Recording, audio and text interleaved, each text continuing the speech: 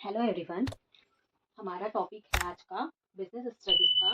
जो class 11th है हमारा, क्लास 11th के अकाउंटेंसी, तो उसका जो बिजनेस स्टडीज हमारा जो सब्जेक्ट है उसका एक इम्पॉर्टेंट टॉपिक है ट्रेड।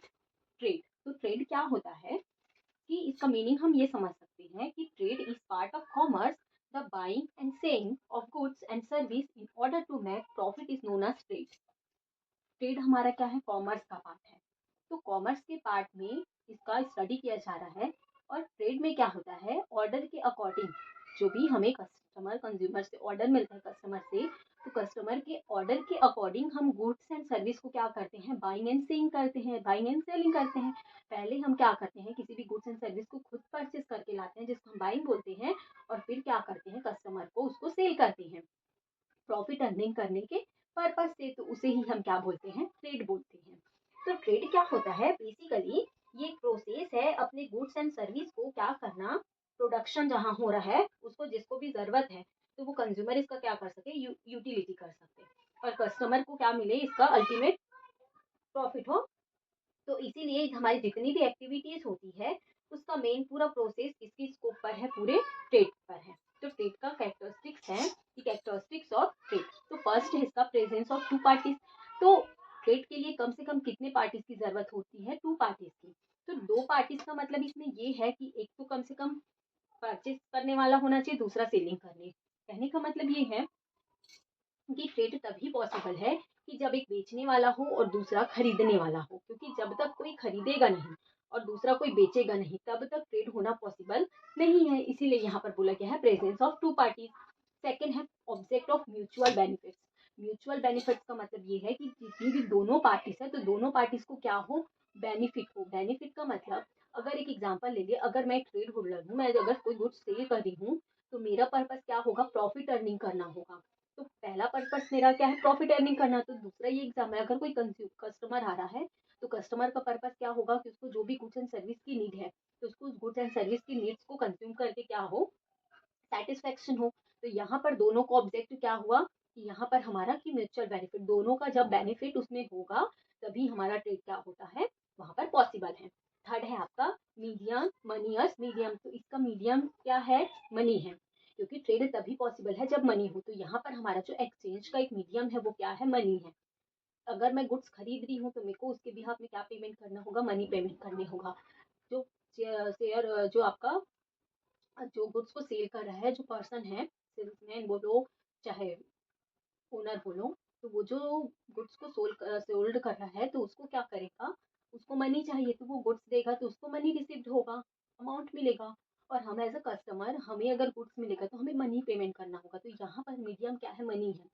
और यहाँ पर जो भी गुड्स एंड सर्विस का जो एक्सचेंज होगा तो उसका मीडियम किस में है, अमाउंट में है। चाहे उसको आप कैश बोलो, मनी बोलो, अमाउंट बोलो, कैपिटल बोलो, जो भी बोलो, तो बिना कैश के पॉसिबल नहीं है। इसीलिए कहा गया है कि cash is the blood of business, क्योंकि किसी भी बिजनेस के लिए जो हमारा अमाउंट है, मनी है, वो उसका ब्लड है। क्योंकि बिना पैसे के, बिना रुपए के कोई भी बिजनेस पॉसिबल नहीं है। आपका नेक्स्ट इसका पॉइंट है कि purchase and sale of goods and service. तो यहाँ पर क्या किया जाता है, परचेस एंड सेल किया जाता है गुड्स एंड सर्विस का।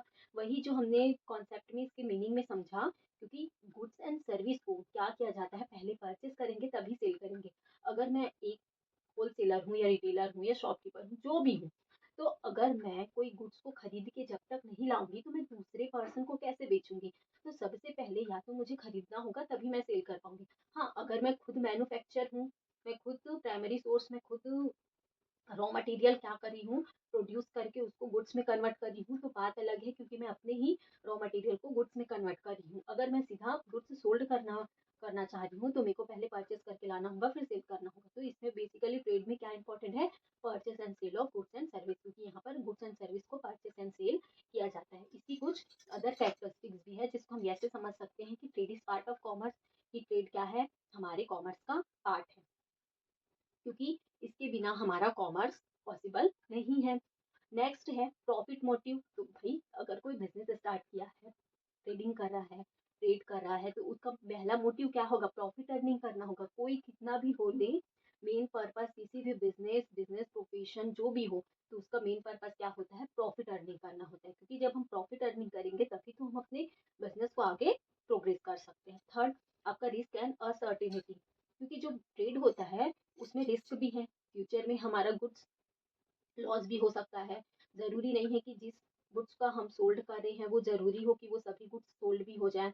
हो सकता है कस्टमर को वो गुड्स पसंद ना आए और फ्यूचर में अगर कोई गुड्स का नुकसान हो जाता है, डिस्ट्रॉय हो जाए, चोरी हो जाए, तो ये क्या है, फ्यूचर में हमें रिस्क है, क्योंकि ट्रेड करेंगे तो उसमें रिस्क पॉसिबल है। अनसर्टेनिटी, आगे जो फ्यूचर है बिजनेस का वो अनसर्टेन, कोई भी निश्चित नहीं है, कुछ भी हो सकता है। तो उसके लिए हमें ये तैयार रहना पड़ता है। तो ये चीज़ हमें ट्रेड में पता होना चाहिए। नेक्स्ट है कंटिन्यूअस प्रोसेस। तो कंटिन्यूअस प्रोसेस, ट्रेड एक कंटिन्यूअस प्रोसेस है कि हमने बिजनेस स्टार्ट किया और स्टार्टिंग में हमने गुड्स को सेल कर दिया और हमारा काम खत्म, ऐसा नहीं है। बिजनेस में क्या होता है, हमें कंटिन्यू अपने आप को रिन्यू करना पड़ता है, इनोवेट करना पड़ता है, अपने जो गुड्स है उसमें चेंजेस करने पड़ते हैं। जो कस्टमर होते हैं तो कस्टमर के अकॉर्डिंग अपने गुड्स में चेंजेस करने होते हैं। पैकेजिंग अच्छी रखनी पड़ती है, जो गुड्स की क्वालिटी है वो कस्टमर के अकॉर्डिंग होनी चाहिए।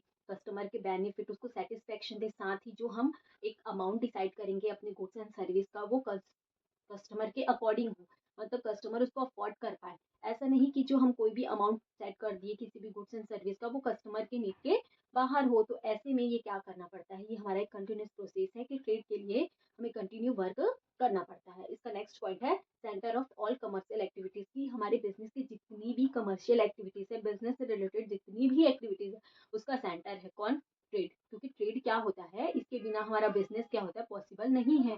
क्योंकि इसी से ही तो हमारा स्टार्टिंग है बिजनेस का, कि पहले हम गुड्स परचेस करेंगे, सेल करेंगे। तो इस तरीके से ये ट्रेड का मीनिंग और इसका